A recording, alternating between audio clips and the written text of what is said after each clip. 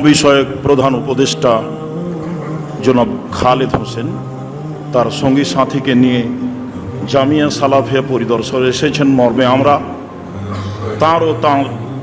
তাদের আন্তরিকভাবে শুকরিয়া আদায় করি। জাযাহুমুল্লাহ খায়র। তারপরে একটু কথা যে রাসূল সাল্লাল্লাহু আলাইহি সাল্লাম বলেছেন, এই ছেলে বসো, এখন কিসের ছবি? যারা দায়িত্ব পালন করছে তারা তোমরা কি করছো? রাসূল সাল্লাল্লাহু আলাইহি সাল্লাম বলেছেন, আল্লাহ কুল্লুকুম রাইন ওয়া কুল্লুকুম মাসউলুন আন রাইয়াতিহি। প্রত্যেকেই নিজ নিজ দায়িত্বশীল, বিচারের মাঠে দায়িত্ব সম্পর্কে জবাবদিহি হতে হবে। পরের বাক্যে তিনি বলেন, আল ইমানুন নাস আল রাইন ওয়া মাসউলুন রাইয়াতিহি। যারা দেশের দায়িত্বশীল তাদেরকে দেশ পরিচালনার দায়িত্ব সম্পর্কে জবাবদিহি হতে হবে। জনাব খালেদ হোসেন বাংলাদেশের ধর্ম বিষয়ক প্রধান, এ বিষয়ে তাকে জবাবদিহি হতে হবে মর্মে আমরা আন্তরিকভাবে অনুরোধ করতে চাই যে বাংলাদেশের ধর্ম বিষয়ক বিষয়টি বিবেচনা করে সম্ভবপর শক্তি সামর্থ্য বিদ্যা বুদ্ধি অনুযায়ী যতটুকু সময় হবে বাস্তবায়নের চেষ্টা করবেন বলে আশাবাদী। আমি আব্দুর রাজ্জাক বিন ইউসুফ, আমার সঙ্গী সাথী ছাত্র সহ আমরা আপনার জন্য, আপনার সঙ্গী সাথীর জন্য আন্তরিকভাবে দোয়া করি, আল্লাহ যেন এটা আপনার জন্য সহজ করে দেন। আল্লাহুম্মা আমিন। আর আপনার জন্য সহজ হবে ইনশাআল্লাহ এই জন্য যে রাসূল সাল্লাল্লাহু আলাইহি সাল্লাম বলেছেন, লা তাসালিল ইমারা, দায়িত্ব চেয়ে নিও না। ওয়াইন উতিতাহান মাসালাতিন ওয়াকালতা ইলাইহা, যদি চেয়ে নাও তাহলে তোমার উপরে চাপিয়ে দেওয়া হবে। ওয়াইন উতিতাহান গায়রে মাসালাতিন ওয়াইনতা আলাইহা, আর তোমার উপরে যদি চাপিয়ে দেওয়া হয় তুমি না চাও তাহলে আল্লাহর পক্ষ থেকে সাহায্য থাকবে। আমরা অত্র বুখারী মুসলিমের হাদিস অনুযায়ী আশাবাদী যে জনাব খালেদ হোসেনের উপরে দায়িত্ব চাপিয়ে দেওয়া হয়েছে মর্মে ইনশাআল্লাহ আল্লাহর পক্ষ থেকে তার উপরে, তার সঙ্গী সাথীর উপরে বিশেষ সাহায্য থাকবে বলে আশাবাদী ইনশাআল্লাহ। আমরা সে মর্মে দোয়া করি।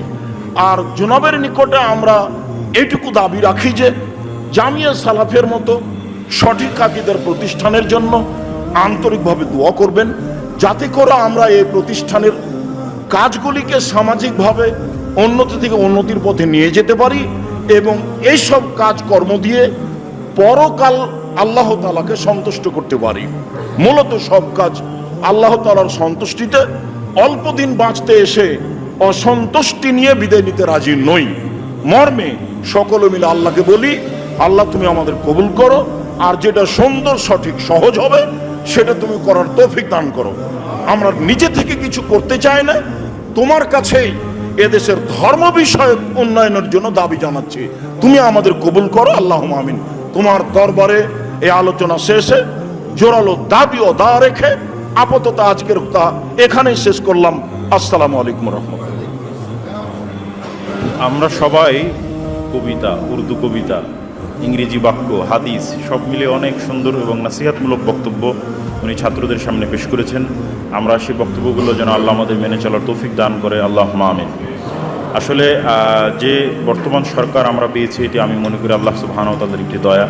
যে ফ্যাসিজম আমরা দেখেছি, সেই ফ্যাসিজমের সময় আমি নিজেও, ছাত্র আন্দোলনের সময় আমি নিজেও ফেসবুকে লেখালেখি করেছি, ভিডিও দিয়েছি, এবং যেটা অনেক প্রকার রিস্ক এবং জীবনের ঝুঁকি নিয়েই, যারা হয়তো আমার লেখালেখি পড়েন বা আমার ভিডিও দেখেছেন তারা সেটা বলতে পারবেন।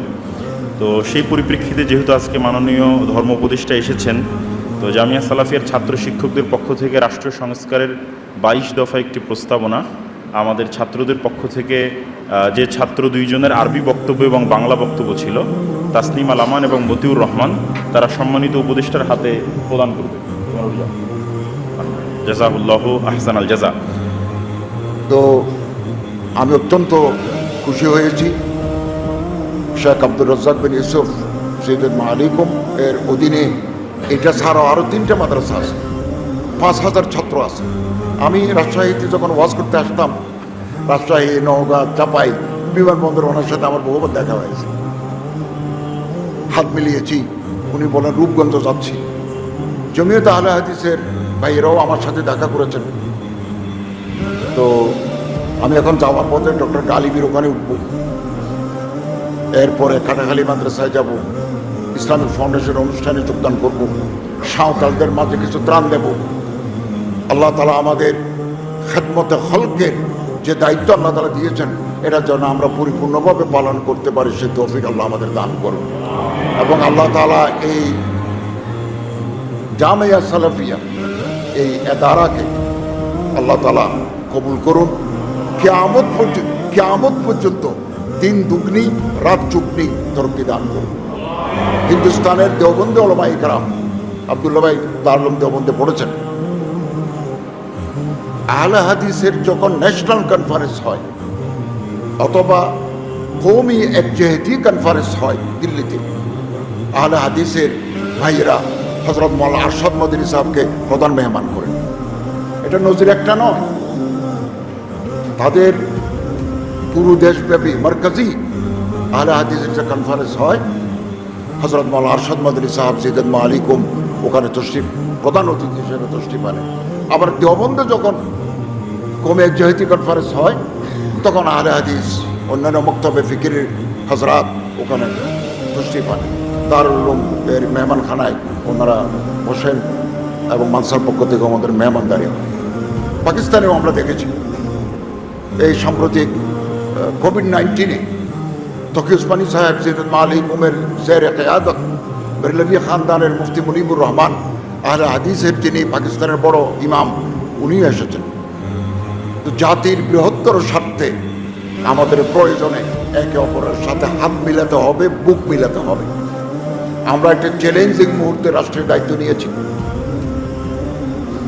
তো রাজনৈতিক স্থিতিশীলতা আমরা যদি ফিরাতে পারি, যত তাড়াতাড়ি পারি, অর্থনৈতিক সাস্টেইনেবল ইকোনমি যদি আমরা করতে পারি, আইন শৃঙ্খলা যদি আমরা পুনর্বহাল করতে পারি, আমরা নির্বাচন কমিশনকে পুনর্গঠিত করে আমরা একটা সুষ্ঠু নির্বাচন দেব, যারা প্রত্যেকে তার ভোট নিজের ভোট নিজে দিতে পারবেন এবং যারা ম্যান্ডেট পাবেন, যারা নির্বাচিত হবেন, এই নির্বাচিত দলের কাছে ক্ষমতা হস্তান্তর করে আমরা বিদায় নেব।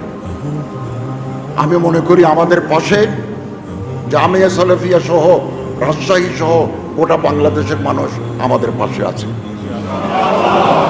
এবং আমি আপনাদের সহযোগিতা চাই, দোয়া চাই, পরামর্শ চাই। আমার মন্ত্রণালয় সম্পর্কিত ওয়াকফ আমাদের আন্ডারে, তারপরে মডেল মসজিদগুলো আমাদের আন্ডারে, হিন্দু বৌদ্ধ খ্রিস্টানদের যে কল্যাণ ট্রাস্ট আছে এগুলো আমাদের আন্ডারে, ইসলামিক ফাউন্ডেশন আমাদের আন্ডারে, গণশিক্ষা প্রকল্প এগুলো আমাদের আন্ডারে। আপনাদের কোনো পরামর্শ থাকলে, অভিযোগ থাকলে সেটা আমাদেরকে জানাবেন। ইনশাআল্লাহ আজিজ আমি আমার শক্তি দিয়ে, আমার অবস্থান থেকে যতটুকু সম্ভব সেটা আমি করব ইনশাআল্লাহ। এবং এই দেশ আমাদের দেশ, বাংলাদেশ, এখানে না